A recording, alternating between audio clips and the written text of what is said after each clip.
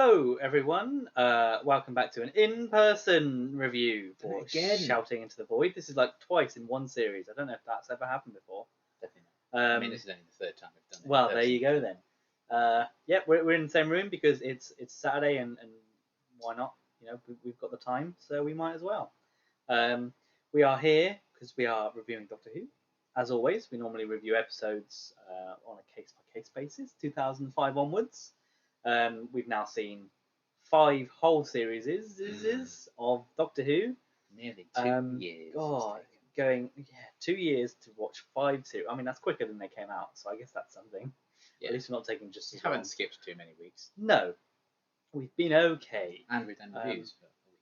Yes, we've done all right. We've done okay, I think. Yeah. We've now watched the whole of Series 5. So before we scoot on to the Christmas special on Series 6, we, as always, want to have a little look back at the series as a whole, talk about what we enjoyed the most about it, what maybe we felt wasn't the best, what could be better, and also our sort of favourite episodes and statistically what we enjoyed the most. So obviously Series 5 is Matt Smith's first series as the Doctor, the 11th Doctor. It's Stephen Moffat's first series as showrunner. Also introduced Karen Gillan and Arthur Darvill as Amy and Rory respectively. Alex Kingston as River Song played a major part, I guess. She was in what, four out of the 13 episodes. So I'd say that's a good recurring, even though they were both two-parters. So only 2 stories of the 11 or whatever it is. Yeah. But still, I'd say she's just sort of a key cast member of this series. We've had some returning villains. We've had some new villains. We've had some emotional moments. We've had some dodgy CGI. All the classic hallmarks of Doctor Who. Shout-outs to the Weeping Angels in Feshenstein. Yes, the Weeping Angels. I think that is the worst. It is. It is. We'll come on to some, because as always, we'll do positives and negatives. And we'll come on to some of the negatives. Yes, I've noticed there might be some green flecks that go everywhere because this is a brand new jumper. Hope everyone enjoys. It's coming off and the fans blowing it onto my nose. If there's a jump cut and I'm all of a sudden wearing a different jumper, it's because there's too much green, but we should be okay. Well, we'll get right into it then. I think you started first last week, so I'm going to start first this week. Selfish. Although I figured we might have the sort of same positive to start with. I don't know what you mean. First one, I think I'm very Mr. Matt unpredictable. Smith. Oh no, you're right, unpredictable. Damn it. I think he was excellent throughout. I think he, as the actor portraying the Doctor, never put a foot wrong. You could argue about some character moments that might happen in some of the scripts. Maybe he's too angry at points or whatever. But that's more of a script issue than him. Yeah. I think he was great throughout. He had big shoes to fill, considering how much the general public liked David Tennant in the first place. He was the youngest actor to ever play the Doctor, so he had a lot. He was up against it a lot, and I think even from do you not agree? I turned the age this month. Oh dear. He was when he was cast. God. Well, there you go. You can no longer be the youngest Doctor. Sorry. I mean, oh no, isn't Ncuti the youngest now? No, still Matt. Oh, is he? Oh yeah. Wow. There you go. Yeah, I think he did really well from his first episode, 11th Hour. His speech in that all the way sort of throughout to Pandora Core Opens and Big Bang. I think he's excellent throughout, and I'm excited that we get another two full series with him, and a couple of specials, which I'm very much looking forward to. I'm glad he wasn't a one and done Doctor like Chris Ferguson. I think every other Doctor in the new series has done 3. Yes, so that's Jodie lovely. included. 3 series, although unfortunately because of the pandemic, Jodie's third was curtailed slightly, wasn't it? But yeah, I think Matt Smith, he's great. He brings a lot to the role. I think he's definitely. I think he was always sort of my second favourite Doctor to start with. I think it was David for me first, and I think Matt Smith. I think for this one, it's definitely pushed them closer. Really? I think so. I think in this one, he just. Whenever I think about this sort of series, I never think about Matt Smith as the Doctor. I just tend to think about the episodes themselves. But sort of watching this as a whole, I'm like, he is great. He's fantastic. I love him, and I can't wait to see his sort of character develop over the next sort of 2 years. Yeah. So why is he your first? Well, I've been very shy about my appreciation of Matt Smith over the weeks and weeks. You've never mentioned him before. I have. It was getting kind of weird. You never mentioned him in the whole series. Yeah. I mean, it's not a huge deal, really, is it? Matt Smith in Doctor Who. Yes. He's my favourite Doctor, as I have mentioned. This is just my broken record positive, basically. But he's fantastic. Like you said, he had big shoes to fill. I mean, this whole production did really. With, everything is brand new, and it's like, is it still going to be a success after David and Russell and all that go off? And yeah, I think he absolutely smashed it right from the off. Really put a stamp on it. Confidence, immediately. And yeah, just as you said, he was very funny. He kind of carried the emotional performances as well. He was consistently, as is the case with most people playing the Doctor, consistently like the best bit of an episode or carries the weaker ones. So he very much kind of continues to carry the torch in that sense. But yeah, I love his performance so much. I love the characterization of 11. I think it would be like Matt and 11 for me. It's kind of like my positive, but I have just written that. Yes. But yeah, big shoes to fill. Considering he was like 26 is madness. So I would just crumble. I would fade away. And yeah, I think he worked really well with obviously his main companions, but also a lot of the guest actors. You could tell he has a lot of fun with them as well. And yeah, I've loved all of his performances. I've loved how 11 was characterized throughout this, and I'm looking forward to seeing that continue. Because he's kind of an angry boy, really. Mainly a few goofier moments. I think they lean into the goofiness a bit later on in his run, really.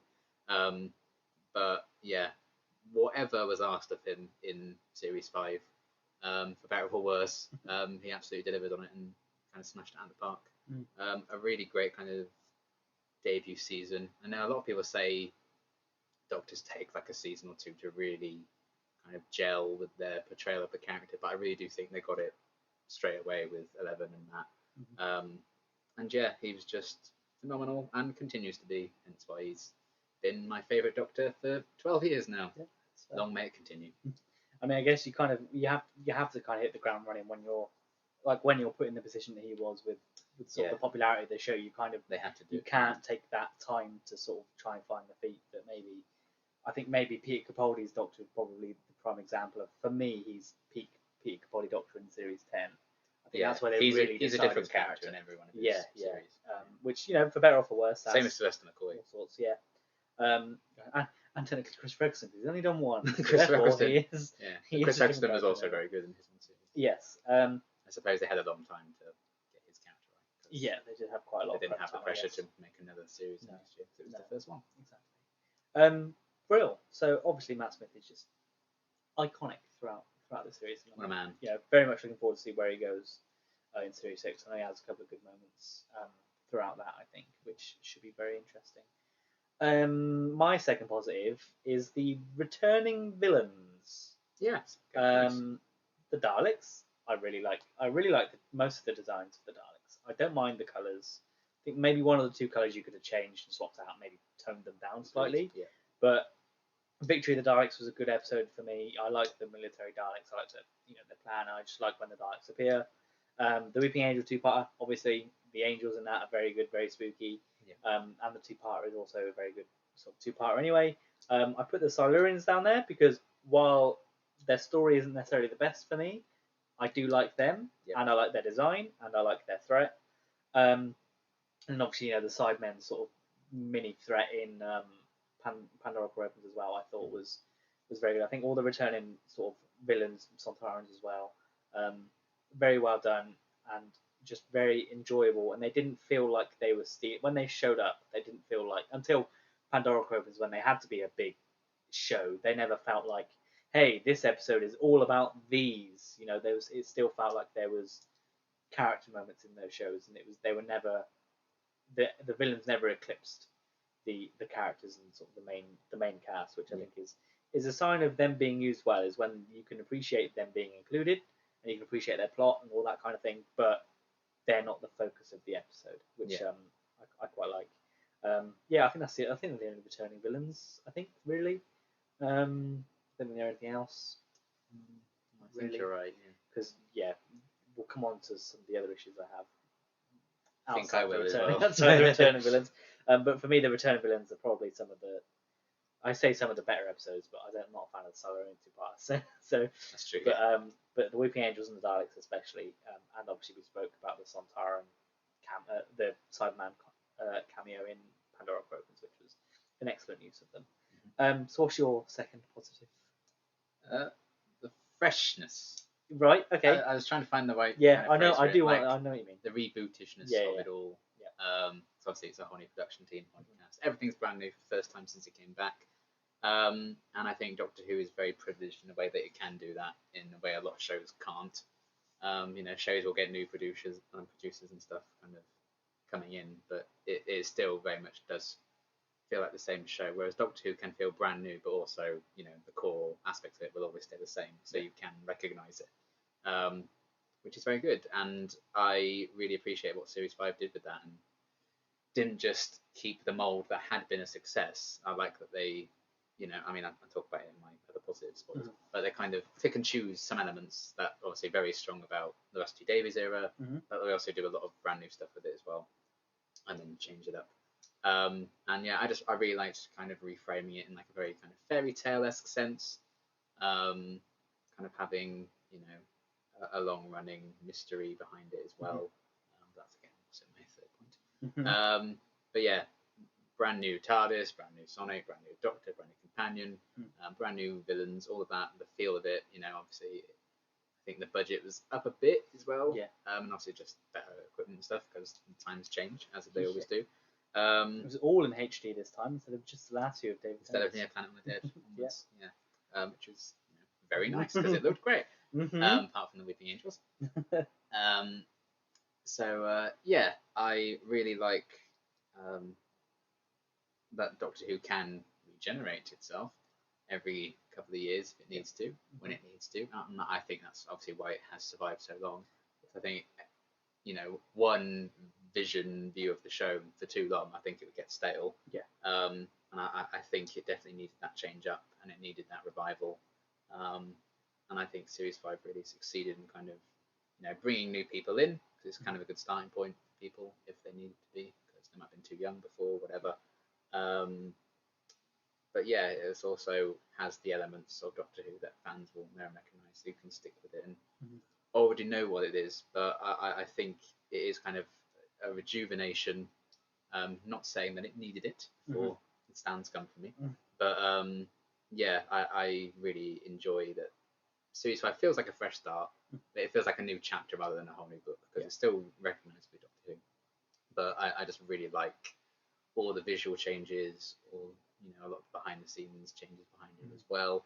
I appreciate it. It just feels kind of very fresh, and certainly when we've been watching an episode a week for nearly 2 years to kind of get to something like, okay, this feels very different now. I like that. Well, these videos are very like formulaic in what we talk about and what we do. It's nice that the content itself feels very kind of fresh now. I like Series 5 very much for that. Yeah, I mean, literally everything changed. Not even just from a show point of view, from a merch point of view as well. All the packaging changed, all the Doctor Who Adventures magazine changed. The only thing that stayed was Murray Gold, I think. Literally, I think that's about it. And then, books changed, the logo changed. I think it very much. Again, it's another one where it's a big risk to do it, especially when you're sort of up there with David Tennant. To then change almost everything is a very, very big risk. But I think Series 5 is definitely better for it. I don't think I could imagine David Tennant doing this run. I would be curious to see what it would look like if he'd stayed on, as he sort of hinted that he might end up doing, which ultimately he didn't do. But it would have been very curious to see what the outcome was there. But I think it's definitely... It is mad to think how close we got to having Ten and Amy be like the TARDIS team. That'd be madness. You never know. 60th is around the corner. Big Finish has probably done it. That's true, yeah. I don't think Karen Gillan's too big to do Big Finish. She's not doesn't mean yet. They did a Amy David Bond Tennant can still be impersonator before David Tennant. They're doing a Matt Smith impersonator now. Exactly, so, he's very good, that guy. Yeah, that's fair. I haven't listened to him. Sorry, Big Finish, if you're out there watching. I apologise. Well, Jacob Devlin's doing 10th Doctor now at the same time as David Tennant's doing 10th Doctor as well. Because I don't think he's doing any more, is he, David Tennant? I think he said he doesn't want to do it. But that's probably because he's now back in the show and he's like, good, I'm back, don't need to do any more. He's incredibly busy. Yes. He's always in something. Funny that, yeah. I think that's, your point's a fair point. I do agree. Everything is very much a fresh start, and it just feels very nice to be in. Like getting a new pair of shoes, but it's the same. It's the same brand of shoes, but it's Yeah. It's a new pair. Just buying another set of nice. Converse again. Yeah, exactly. My third one, which I think you might think that might be your third one, is the sort of series arc and the sort of laying the groundwork for the future. I think Russell was very much a case of we're doing a one series thing, here's very small hints of things, and then you only really see the impact in the finale. Yeah, and then I you put think- it back in the box. Yes, and I think in this one you see the impact throughout the series as much as you sort of, despite Vampires of Venice's silence moment at the end. I think that's poor, but in the Angels especially, it impacts the Silurian end of Silurian two-parter, and obviously you sort of see a bit of it in the finale as well. It very much feels like the story is still continuing through to next series rather than it being an end point. This very much feels like it could be a mid-season point at this point. Yeah. And then we go into second, which that will happen in series 7, but we now go into here's actually what happens with the mystery. So like all the silence is still out there. So like, Yes. like, this is the next big thing we're tackling. So here was the story, and we still get and it's still, this arc still stands all the way through to Matt Smith's last episode. Yeah. Even when at that point it's not really been mentioned for what, a good series or so. I don't think it has much of a play in series 7. No. But for it to sort of make that comeback in that one, it like kind of all ties it together, and sort of knowing where it's going to go at this point, you kind of gain a new appreciation for being like, hey, it's the fact that this all continues is great. I have a couple, I had a couple of issues. Why could the Doctor reach into the crack and not get, there's that kind of thing. But I think other than that, I think it's very well done. It adds a layer of mystery that helps people come back and be like, oh, so what's the latest? Even though I know a lot of people it got turned off, I think, by it, especially sort of in series 6 where it might get a little bit more confusing. It pushed away the weak ones. Yes, while I can understand there might be some of the confusion, but I think if you pay attention when you're watching it, and you sort of watch through it and you stick with it, you do get the payoff, which is very rewarding. It's like sticking through a hard video game rather than giving up. You finally get series 5 and 6 are the Dark Souls of Doctor Who. There you go. You finally beat Ornstein and Smell, and the rest of the game is a breeze. Yeah, there you go. So I really like the series arc. I think that sort of the cracks fine. Fine cracks. Yeah, they are fine. Love me a fine crack. I like when they have an impact. They have more of an impact than just they said the word bad wolf. This series arc feels very much more impactful than just they've said a word and then that coming up right at the very end. Yeah. Which I appreciate more, and it helps with the whole this is a new thing kind of thing. It's a very different approach to story arcs, isn't it? Is that your third positive? Yes, it is. Yeah, like the main one. I really like that they've changed it up in that way. It's kind of like talking about they took things that worked from the previous era, also did a few new things. The idea of story arcs with the revived series was a brand new thing for Doctor Who to do, with the exception of one Tom Baker season. I guess Trial of Time Lords, technically. But that was just an excuse to cut budget. They just used the same set. Yeah. Because they wanted to get rid of Colin Baker. Oh. So they made it boring. But the story arc was obviously like a big success, and like the Bad Wolf thing, and the torture mentions, and the Boat Saxon posters in the background of things, missing planets, all of that. But obviously they still want to do something different with that. So I think it's very much more so tied into the story of the season, and actually has active roles prior to the finale in things, and also it's going to last multiple years, and like the entire run of the 11th Doctor. I really like that they changed it up in that way, and it does reward people who stick with it and who continue to watch and don't just leave because they don't fancy the Doctor anymore. Which is a ridiculous claim. Have you seen Morbius? Have you seen Matt Smith in the House of the Dragon? Episode 1 specifically? Yeah. Bloody hell. But yeah, I really enjoyed kind of changing up that approach in a way, and I think the idea itself, like the cracks in time and stuff, and it being the TARDIS exploding, and that's what caused it.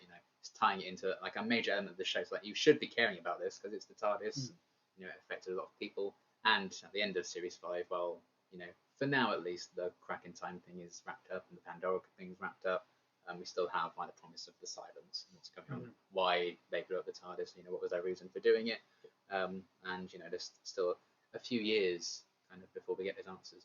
But I think TV shows nowadays basically just that is how they do Yes, things. yeah, and that's why I when think people get Series 5 is annoyed, quite ahead of its time Yeah. in that sense, because a lot of TV now is just serialized, and it's going to be, you know, cliffhanger at the end of every episode. Broadchurch, you know, you're watching that for 2 months straight. even Flux is a similar, And Flux similar is thing. the same yeah. thing, yeah. I think that's just what TV's going to be. I'd be very surprised if, you know, Series 14 isn't something kind of similar, because Russell's very in tune with what TV is nowadays. Yeah. So yeah, I quite like that. It's very ahead of its time in that sense, very ahead of its cracks in time. And yeah, I really enjoy the story arc. And yeah, well, you know, you can talk about where it goes in the future, but you know, as this setup and the idea of it, the concept of it lasting multiple years, I think is really fun and really cool. So yeah, big plus for me. Yeah. And it won't be long before we talk about where it goes, because the Silents are obviously in the Series 6 opener. They are indeed. And they feature. Do they feature quite heavily in Series 6? They do in the first two and the finale. I don't know if they do in. Yeah, I think that's it. I don't think they do in the middle, do they? No. It's the Headless Monks, so, isn't it? Yeah, Headless Monks, Kavarian and stuff. There you go. But yes, we'll come on to that, you know, with the next series. Additional sort of positives for me, or positive for me, is obviously Amy and Rory. I think they're both overall great companions. I think Rory is definitely the better one for me in Series 5, at least, just because I think he's more grounded, I think, and he's more. And there's less chance to steer him wrong because he's not in order. Yes, exactly.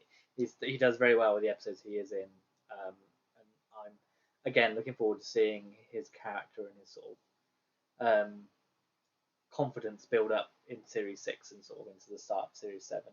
So I'm very excited to see where he goes. And Amy, you know, where we've left her at the end of Series 5 should hopefully mean the end of any of the negatives that might be in my negatives coming up. But yeah, any of the issues that we had with her sort of moving forwards. But yeah, I think they're mainly my additional positive. And the music, I think the music for Series 5 for Marigold is very good. The I Am the Doctor theme, I think, is, you know, one of the most. I think that's the one I think of when I think of Doctor Who music. Is that one, even if I enjoy more of David Tennant, or did enjoy more of David Tennant. I think the theme that I think of is Series 5 music or at least Series 5 to 7 music, rather than sort of 1 to 4. I know other people think differently, because I think the music can be, you know, a lot of people, it causes a lot of nostalgia for a lot of people, the different music. And it's very easy to see why. You know, in Time Fracture, I think they use this theme for like the big like end of Time Fracture. They use this music. It's a very epic moment. You know, they use this music in the end of Day of the Doctor, when all the Time Lords are coming back, and you can tell that this effectively becomes the theme of the show. Which, you know, I don't think we've necessarily had an iconic piece of music for the show since. That's not the theme tune. That hasn't been in the show. Yeah, that hasn't been the theme tune. So I couldn't. Which is very impressive, really. I know, and while I can think of some music from Jodie's era, I wouldn't necessarily say that's immediately what I think of. No. It might be for other people, for diehard fans of that series, but I don't think there's been any standout. I don't think there's any standouts for Capaldi's run either. There might be a couple of bits. For the break in the wall. Maybe, and when he does the theme tune on the guitar. That's the most iconic bit from Capaldi's, but Clara's theme still massive. That's it, yeah. So I think it'll be interesting to go forward to see how much sort of music plays a part. I think definitely Matt Smith's run, it's a highlight. Definitely has Amy and Rory falling off the roof. Yes, that's true. That's the first time I think the music really got me in Doctor Who. That's fair. It's because it's very emotional, very definitely not on high wires. What additional positives? They actually threw them off the roof. Shot. It's the last shot of the film, just in case. What additional positives do you have? So yeah, I talked about like the balance of new and old ideas. So very much like the story arc. And, recurring characters like River. And Rory, I guess, is more so a recurring character in this. I mean, a lot of the characters in this and Winston and Vincent. I'm just thinking that like a lot of them actually do come back. So you kind of have like the family dynamic in a way, but you know, again, what could you do with like the companion having a family that they haven't already covered in Rusty Davies? You couldn't do really anything new with that. So I think they take a different approach to like what characters you see pop up a bit more often. And again, later seasons we have the Paternoster gang as well showing up. It's like a recurring thing. So they do all of that. Old enemies, new enemies, obviously mixed in with that. Having a married couple be in the TARDIS at the end, which is a brand new thing. Doctor Who hasn't done that before. Like their companions actually being a couple. Tackling of like different, more serious issues like mental health and stuff. It kind of leans into like a fresh take for Doctor Who. And yeah, Amy and Rory as well. Big positive for me. I really enjoyed them, particularly Rory, as you said. I definitely agree with that. But Amy's had some great moments as well, and I think she gets better and better across her run. So definitely. I would 100% agree. So unfortunately, we do have to come on to the negatives. It's time. Because that's the way it goes. I did, like I sort of mentioned earlier, I did struggle a little bit for the negatives for this series. Yeah. But I will kick us off. Which one do I've hinted at? I think all of them. Unique villains for Series 5. That is one of mine. The main thing I've put is just a bit bland. I've put original villains except the Dream Lord. Yes. I mean, I didn't even think of the Dream Lord as that, for once, but I think he is definitely the exception. Yeah. Prisoner Zero. It's not like there's any villains I'm like they're rubbish, but they're just not used very well. Or they're not standout. The Smilers in Beast Below look cool, but pretty pointless. Yeah, I like them because of how they look, but I think I like how they look because they were so heavily in the marketing for Series 5. Yes, that is also all over true. The place and yeah. They look really cool, but what do they really do? Prisoner Zero as well, technically a villain, but again looks kind of cool, but also the CGI of him isn't great. He's just the Atraxi, I guess the Atraxi are cool, but are they the villains? Great, but not necessarily. They're villains in the same way Jadoon the villains. Yes. The vampire people that are just the Atraxi but with skirts. Pretty naff. You don't see much of their true form as well. So it's like the spaceship in the lodger. Yeah. Again, that's just it's just a spaceship. It comes back in a cool way, the spaceship. Yes. It doesn't make this any less. I don't know what other villains have we had that we've not covered. Angels, vampires, Dream Lord is good. The Dream Lord's the exception. The one from Vincent and the Doctor. Crephaeus, Again, isn't really a villain anyway. No, really. that's the true. villain there is depression. And the people who have been mean to Vincent, I guess, in a way. Yeah. And I think that's it, isn't it? Yeah. Because the finale is all the Alliance, that's all returning people. So yeah, I don't think it's a particularly strong showing. No. Especially when Moffat sort of coined his. I mean, to be fair, I don't know how many of these are his creations, but when Moffat is so heavily known for being a good creator of unique and new villains, whether that's from the Weeping Angels, Gas Mask Zombies, Sebastian Arada, I don't think any of his new ones sort of stand out too much. Like he used to Weeping Angels in the two. Yes, exactly. And did great stuff with them. And a lot of the other ones in the finale. And then, to be fair, Series 6, we're going to get the Silence, which I think are an excellent villain. They are overall. The 11th Doctor villain, really. Yeah, and I think that's Stephen Moffat creation, so he's not lost his touch. But I think just for this series, maybe they wanted to just play it safe for time. Yeah. People say he wavered in his last years, but Hero Heaven said Series 9 was going to be his last year. Yeah. And then he stayed on for another 2 years, because otherwise Doctor Who wasn't going to be on. And then we got Series 10 because of that. We got Well Enough in Time and the Doctor Falls. So you nearly didn't get that. He got that because he didn't want Doctor Who to not be on for years. Yeah. So, Yeah, I mean, I definitely think that at least he was very busy this year. Yes, he had Sherlock running the well, show. didn't he? As well, I think Sherlock. Yeah, and bringing the show back and marketing. So I can give him benefit of the doubt for maybe not hitting home on the original villains that well this year. Yeah, and I think you can argue he might just want to play it safe because it's the first time. Yeah, and again, he didn't write all those episodes with No, he didn't write them all back, all the episodes. And definitely off the top of my head, I think this is probably his weakest. This series is probably the weakest one in terms of unique villains. I think the rest moving forwards, the Minotaur, David Bradley, Bradley Walsh. Bradley Walsh, David Bradley, dinosaurs. Dinosaurs. Oh yeah, the bad guys in Journey to the Center of the TARDIS. Yeah, that's nice. Again, although he didn't write that, and that's a terrible episode to start with. But they're not the best, but I don't think that's necessarily the worst thing. I don't think they're the worst villains we've ever had, no. But they're nothing special. No, especially series with horrible villains have had really good ones to bounce out, I think. Yeah, and especially considering wasn't here. Prisoner Zero doesn't really impact how good the 11th Hour is. No. The Crephaeus doesn't really impact how good Vincent the Doctor is. The bad guy in the Lodger doesn't necessarily impact how okay the Lodger is. It could be the Eaters of Light. That's all I'm saying. Yes, it could definitely be. Or could be the Lazarus experiment. Or the dragon egg in the moon. Yeah, kill the moon. What was the villain there? Humanity. Humans, I guess. Kill it, I guess. or the Doctor, I guess. From Clara's or point of view. capitalism in Capitalism. in Capitalism's always the villain. the other one, in Oxygen. Yes. But yes, so was Unique Villains your first negative? No, it was my second. Oh, well, there you go. So my sort of second negative, the Amy Pond loves the Doctor. That's my number one. There we go. Mainly because of the Weeping Angel end of two-parter. I think that's where it's worse, which we've discussed a number of times before. Yeah. And the annoying thing is they have the opportunity to play into it when she forgets about Rory. They have the opportunity to do a bit more there, but they never do. They always leave it for when she's with Rory. And I'm like, no, you're doing it at the wrong time. Yeah. And I'm so glad that from what I remember, they drop it almost completely from now on. Definitely. And I'm glad that we won't have it again. But it's just, you mentioned that they keep things over from the Russell era. I think this is one thing that they shouldn't have done. They shouldn't have kept, because I have added to this like Amy's flirtatious side, and I also kind of put Amy Rory's kind of like a rehash of Rose and Mickey. Yeah, that didn't last 2 seasons, which is much and it's I much better. Rory is a much better person, and Arthur Darvill is a much better person.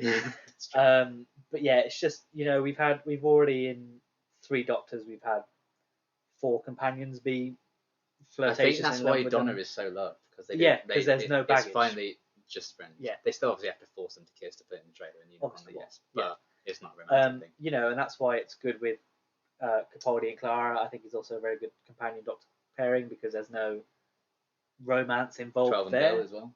12 and Bill especially. 12 and Nardles are very sexual. Yeah, 12 and Nardles are different. But 12 and Bill I think is great. Even Jodie and her team pre-Flux I think is good. Yeah, with Ryan and Graham and Dan. And I think by the time we get to Tasman and Flux and onwards, I think we've had enough time without there being a Doctor companion relationship flirtatious thing. And also, Yaz is the longest running new series companion as well. So they've had loads of time take that to have people kind of get used to the idea they were going to do it. It's exactly. not like they instantly fancied each other and stuff. Yes. It's actually had like a story arc to it. Yeah. Rather than just Rose loves everyone who talks to her. Yes. I just think that they didn't need to do it with Amy and the Doctor, but I guess new show, they want it to be new, cool, sexy, and they've got to do. I know they've got to do it for whatever reason. There's probably some BBC thing going. You need to make them have a relationship or whatever. Probably. But I'm just glad it's not going to be there anymore, because I think it's handled very poorly in this. Yeah. Anything to add? Basically, isn't it? I hated it at the time. Mm-hmm. I hate it probably even more now, because I think it definitely hasn't aged well. Particularly Amy forcing herself on the Doctor is the worst. And then they finally phase it out. The finale, she's like, let's have a snog in the bush or whatever it is again. I'm like, you can kiss the bride. That's just no. Yeah. So yes, thank God they dropped it. It was a very weird choice. And I mean, obviously, the companion doesn't have to be a 100% good person to be loved, because Rose is a thing. Mm-hmm. But I think doing something like this, it's just a strange choice to do. Give characters flaws. Clara's my favorite companion, I think, but she's a very controlling person. Yeah. She's very selfish at times. She's very dishonest. But you can like her regardless of those things because of other stuff she does. Yeah. So flirting with the Doctor and forcing yourself on him is a very weird trait to give a companion. Yeah, don't make your characters sex pests. If they're supposed to be the good guys, particularly don't make them sex pests. in their debut season. Yes. That thing with Clara becoming the Doctor. 4th episode? Yeah. 5th episode, technically. Yeah. Clara becoming more like the Doctor. That's something that happens to her in her later seasons. Yeah. So and ultimately leads to a downfall as well. Exactly. Yeah. It's just a weird thing to do. I still don't understand it to this day. Why it's a thing that's necessary. We know Moffat doesn't like it now. We know he regrets it. Yeah, he regrets it. So which is good. Solace, I guess. I think that makes me feel a bit better about it. Yeah. And the fact that they do drop it ultimately. Yeah. But it doesn't take away from the fact that it was a thing in Series 5, and it's kind of been done in a way before anyway. Just not a fan. No, that's completely fair. I mentioned I was struggling for negatives, so my third one is definitely a nitpick. The dodgy CGI, sort of in this. Prisoner Zero is okay at times, but is a little bit dodgy when he's in the real world and not in the crack. When like Amy's like not looking at him doing that, Yeah. and he's behind her, like Yeah. that's not great. Yeah, especially for your first episode. I think the Star Whale's fine, but you don't see it too much there, really. The vampire people is bad. That's why they very rarely show them in that episode Yeah. because they're not It's great. expensive and doesn't look very good anyway. Yeah, the notorious Weeping Angel shot where they're the CGI on the terrible background is horrible. Absolutely hilarious. And I mean, what the CGI stone from the Pandora opens as well when that moves. There are good moments of CGI. That's why this is sort of very much a nitpick. You know, there are very good moments of CGI. The Dalek Spitfire space fight I thought was quite good. Yeah. The big shot of all the spaceships with over the Stonehenge is very good. Starship UK overall looks very good. So you know there are good moments of CGI, but it's just there are moments that let it down. I know it's been 12 years since this came, so it's going to happen. It's a very Doctor Who thing to happen. Again, you look at things from before that time. Dead Man's Chest 2000, David Jones from 2008. Dead Man's Chest still looks better than most things out today. Yeah, and again Revenge of the Sith 2005, that first opening shot. I think it very much feels like Doctor Who is people watching the MCU and being like, oh, the CGI is terrible. I have not seen Doctor Who before. Because sure, there might be some dodgy moments of CGI in the MCU, especially newer shows, but it's nothing compared to what Doctor Who has been like. Obviously, very different budgets. Well, yes, I agree that with the budget of the MCU for Disney Plus, they shouldn't be really that bad. But at the same time, CGI doesn't always. Bad CGI doesn't mean a bad show. No. And unfortunately, a lot of people, even when watching Doctor Who, watching the MCU, watching Star Wars, they always think if the CGI looks bad, then it must be terrible. Yeah. You're not allowed to do it. Sometimes if it's so bad that it makes you notice it, takes you out of it, fine, that's fair enough. Yeah, if it's an intrinsic part of the story. Yes. Like She-Hulk, for example, when it's actually the character herself, it's a shame. But also, that show's good. Yeah. So. Yeah, but at the same time, you can avoid it if everything else is better. Yeah. And I think this is definitely a case of everything else is better than the CGI, and you can have it. If there was a whole episode where it was all CGI, and it all looked terrible, then I would probably be like, wow, this definitely didn't work. If the sum of its parts was also bad, then just some of the parts. Yeah. So I can definitely overlook it. Mm-hmm. So what was your third negative? Yeah, again, this was kind of I had to nitpick a bit and just kind of look back at everything and all the episodes, and I was like, what do I think? And I just put some odd endings to episodes. Okay. Some kind of odd conclusions, like when it zooms in on the TARDIS keyhole. Yes. I do think. What can you hear? Particularly, silence. That's weird as well. Particularly in the early episodes, every ending shot just being, oh, there's a cracking time here. Bit repetitive, I guess, in a way. Yeah. And who could forget the infamous Silurian cliffhanger? Not too far. It's a bigger. Oh, there's people living under the earth, which you already knew. Do. There's more. So yeah, just sometimes like that. I think how the episodes end and they're structured. I think it then makes them maybe a bit less interesting in retrospect because you kind of want episodes to kind of end on a really powerful note. Yeah. And I think sometimes Series 5 didn't quite do that. Yeah. Because it either just did the same thing again and again, or just some odd choices like the ending of Vampires in Venice, or you have the really cool ending where the Doctor has the bit of the TARDIS like, oh shit, then it zooms in on the keyhole and goes to the credits, and that's just very strange. So yeah, again, that's really nitpicky because it doesn't bother me that much, but it is like a consistent thing. Series 5, a lot of the episodes kind of end in that kind of way. Yeah, it reminds me of I recently rewatched The Room, the infamous The Room, and in that you can tell they have no idea how to end a scene because they always end the scene with somebody leaving whatever room they're in, and I very much get the feeling with Series 5 where it's like, oh crap, we don't know how to end this. Just do something. Just make it. Just do something. Just zoom in on the keyhole. I don't know. Just do something. Just end it. And it's not the worst thing because you've already watched the episode by that point. But for a lot of people, it could be like, oh, okay, well I have no urge to. It could be the episode's been naff and you get then a naff ending. It's like. It could be the third Doctor cliffhanger where the cliffhanger is on the floor. Stop that move. Search out that cliffhanger. It's great. I mean, it wasn't their fault because they just cut the ending of the episode off and put it into the next one because the next one ran short. But amazing, hilarious. Classic Who, hey? I know, right? Can't wait to cover it. And it's so it's so well loved, but I bet the people that love it just again with the people that really love David Tennant and Chris Ruckus around. While I understand the way that it can be continuously defended, it's like, have you gone back and watched these episodes that you're defending recently? I think you might find some things are a little bit worse than you remember, but some rose tinted shades. Get it? Definitely. Rose. I have no other negatives because I couldn't think of any. Have you got any others? Lovely. So I believe you've got the sort of statistics of sort of how we went. I do. But before we get onto that, what do you think is your favourite episode of the series 5? Oh God, I think I'd probably lean into the finale. My gut would normally say, I mean, I obviously know the results quite got the statistics, but I think my gut would have said, like, before I watched them, I think I would have preferred Pandora opens to Big Bang. Spoiler alert, it's not the case.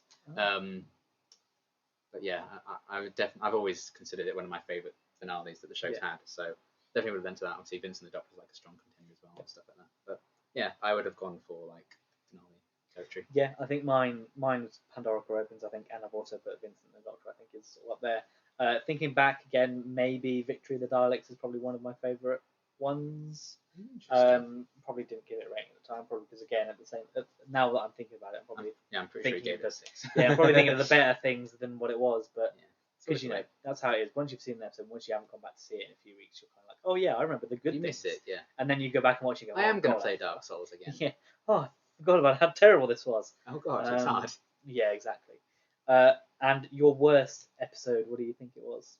I mean, I think this is one of the easiest. Beast Below. Yes, Beast Below is my one as well. And I was looking back at my notes for it, and it just said anticlimactic. And I think if there's anything that Beast Below can say for itself, is that it is pointless and meaningless. Yeah. And it vaguely serves the finale as well with I'm the queen, that's my painting, which wouldn't even need to be. It doesn't even need to be in there. Yeah. But never mind. So let's have a gander at some statistics then. How did we rate this series? So much down. What episodes did we rate well? Yeah, I've got lots of different things. I think one thing which is interesting to note about Series 5 is that we agreed on scores for 5 of 13 episodes. Whoa! Which we've never done before. Wow. The most we've ever done is 2 in a series. So the fact that we, in episode 1... And I supposedly hate Matt Smith and Stephen Moffat's run. I know, Thank you very much. And I supposedly hate the Russell T Davies era, even though my scores we can on disagree average on that. are higher than yours for 3 out of 4 of this series. God. But yeah, those are episodes 1, 4, 4 and 5, 11 and 12. We completely agreed on. So the fact that we agreed completely on a 2-part, both parts, is insane. There you go for the Weeping Angels. So yes, taking our averages into account, so our scores kind of put together, etc. We voted the best episode was actually a 3-way tie between Amy's Choice, Vincent and the Doctor, and the Big Bang. Amy's Choice, yeah, it's an underrated kind of thing. I never remember it. When I'm even when you mentioned the Dream Lord, I was like, oh yeah, that's just the one that I. It's the middle of the series. You just about kind of forget. Probably why I've forgotten it a lot, because I think that one, if I remember it, is probably up there. It's definitely like an underrated gem, isn't it? I think. Yeah. But on average, with our average scores put together, we gave that a 9.25 out of 10. Oh, nice. All 3 of those episodes. Nice. So that's a fair showing from them. You're not going to be surprised by what our worst episode was on average. It was The Beast Below, which got 5.75 out of 10. That's still not bad, though. Now, the lowest score any one of us gave in Series 5 was you giving that 5.5.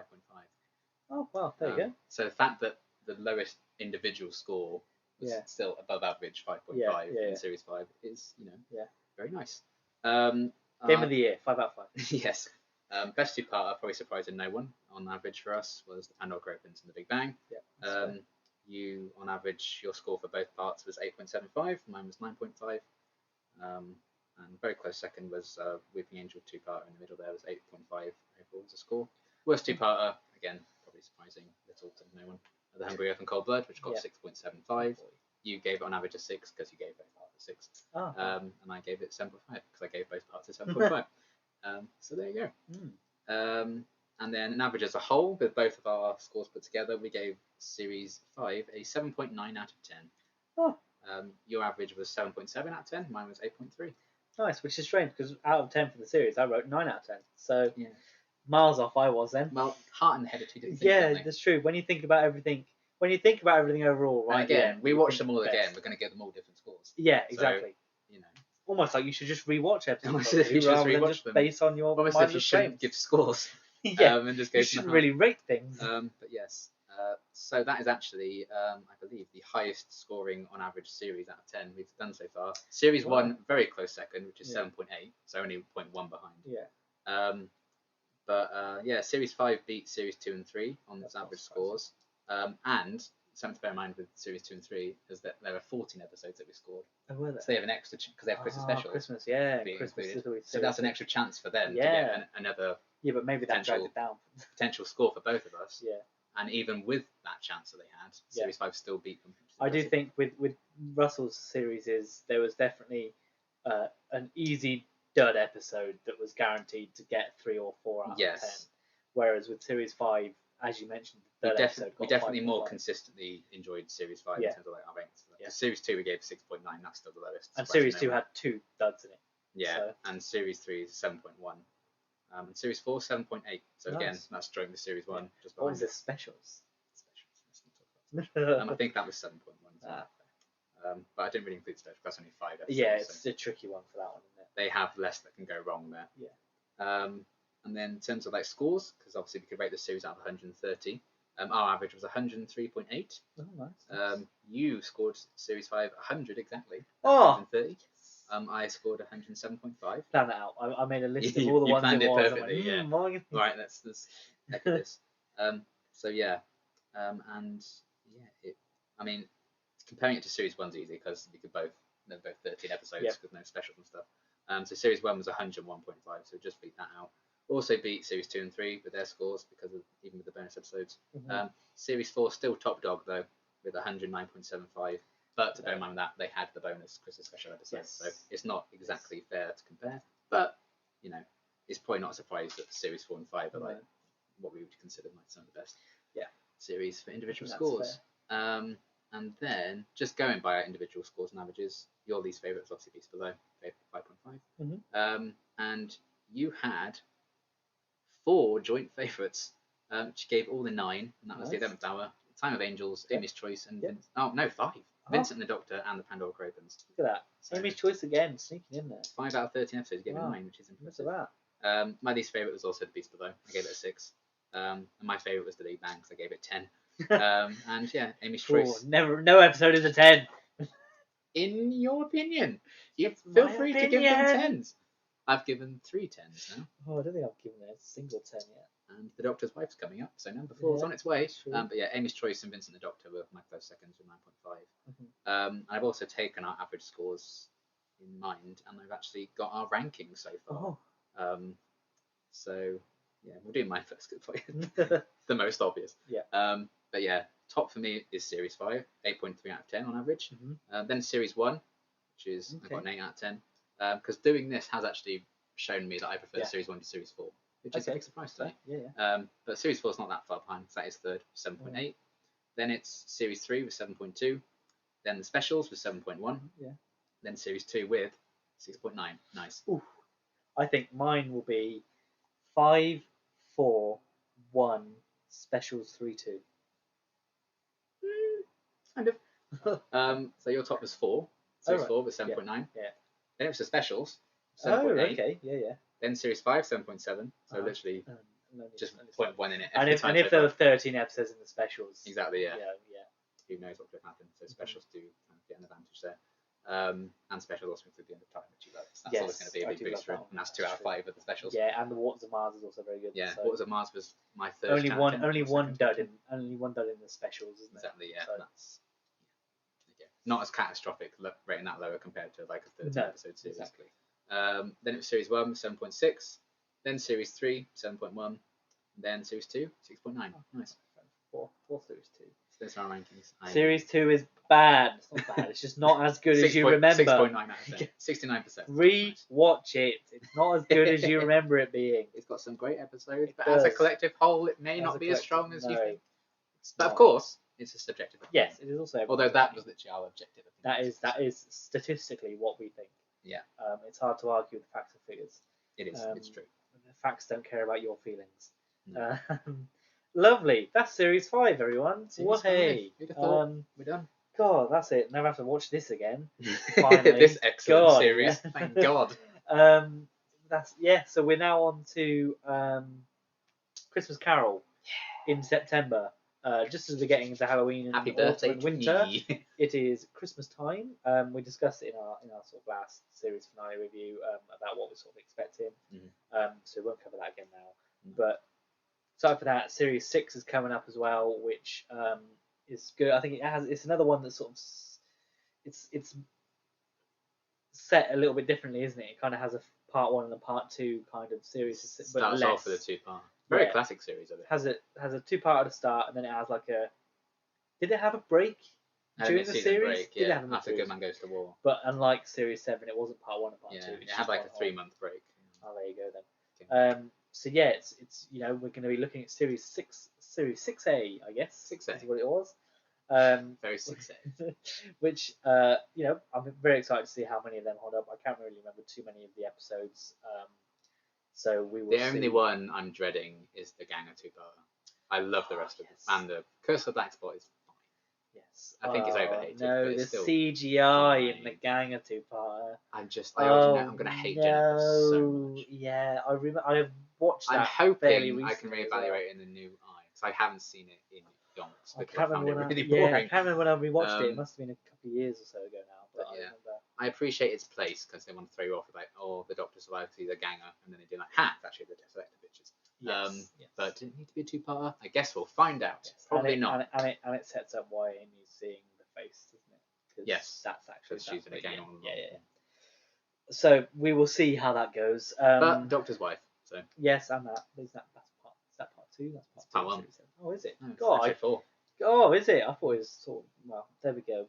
I can't We remember. have the astronauts and the silence, then we have pirates, yeah. Then we have the Doctor's wife, then we have the Gangers, then it's Good Man Goes to War. Okay, and then we've got James Corden. A bit later on. Then we've got Hitler. Oh yes, Hitler. Then we've got the Dollhouse. Oh yeah. Then we've got the Girl Who Waited. Yeah. Then we've got Minotaur in the hotel.